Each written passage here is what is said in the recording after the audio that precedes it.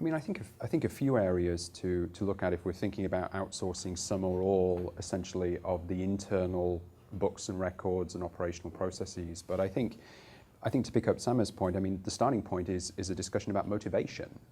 As an investor, I'm interested to speak with the COO, CFO, and understand why that organization feels that this is the right strategic point at this time. Is it something that's well considered?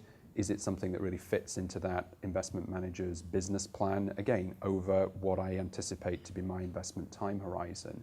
I certainly want to see a lot of thought, a lot of planning, and a lot of preparation going into that potential outsourcing structure, rather than a sentiment that this is something that is, a bit of a knee-jerk reaction or following a trend or quickly reacting to comments from other investors, for example. Then when we think about how we are actually going to conduct an outsourcing structure, obviously, who are we going to outsource to?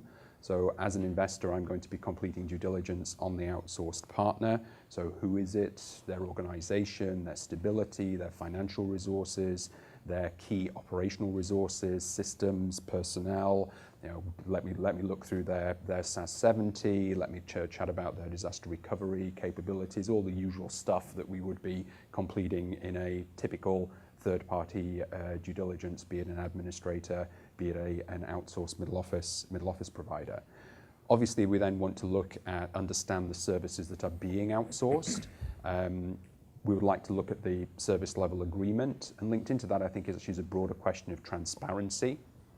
As investor, we are not trying to tell a manager how to run their business, but we want to have a good understanding of the choices that they've made to run the business. So we do appreciate the opportunity to have transparency around the key service level provisions, and transparency as a second point around the key legal and contractual provisions in the relationship. One of the things in the fund admin space that is an incredible bugbear for many investors is increasing indemnification provisions. It's now suddenly become in vogue for many fund admins to provide an indemnification limitation even in the event of gross negligence. Now, I'm an accountant, not an attorney, but it's my legal understanding that gross negligence is a degree of incompetence that's almost humanly impossible to achieve.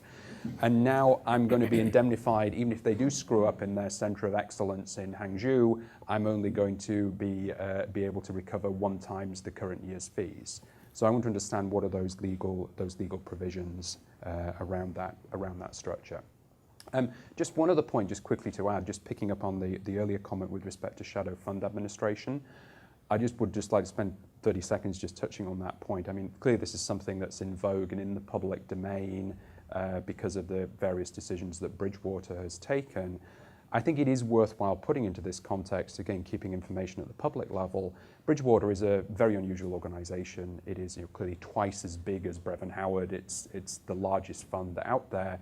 And they have a very unusual structure whereby we have a custodian, Bank of New York Mellon, we have an administrator, Bank of New York Mellon, and then they sold their back office to Bank of New York Mellon.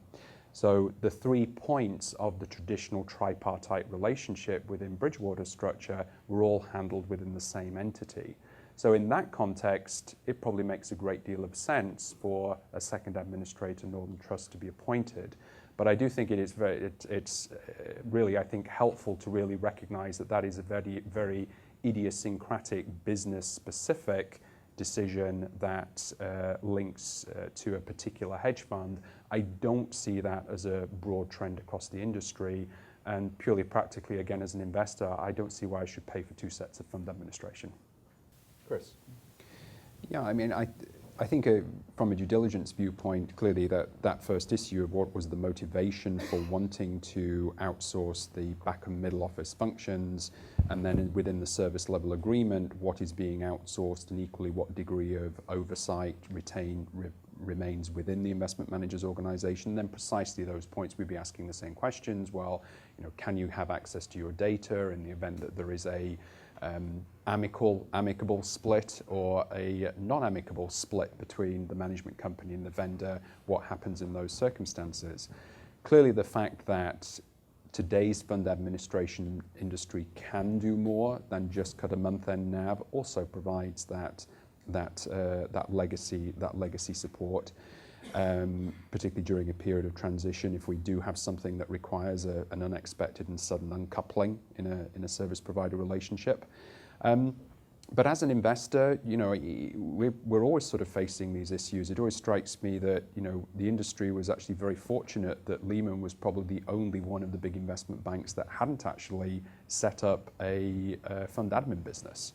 Because if they had, then that would have potentially been pretty pervasive on funds that had elected to host their admin with their PB.